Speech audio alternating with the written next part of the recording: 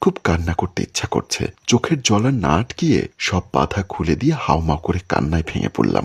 কেন যে সেদিন নিজের মায়ের কথা শুনলাম না, বড্ড আফসোস হচ্ছে সেই দিনটার প্রতি। আজ হাড়ে হাড়ে টের পাচ্ছি কোনো মা বাবাই তার সন্তানের কখনো খারাপ চাইবে না। পাশের বাসার নিজাম ভাই যখন আমাকে অফিসে যাওয়ার জন্য ডাকতে আসে, তখন কয়েক মুহূর্তের জন্য তিনি যেন থমকে গিয়েছিলেন। আমাকে রক্তাক্ত এই অবস্থায় দেখে তিনি দ্রুত হসপিটালে নিয়ে আসেন।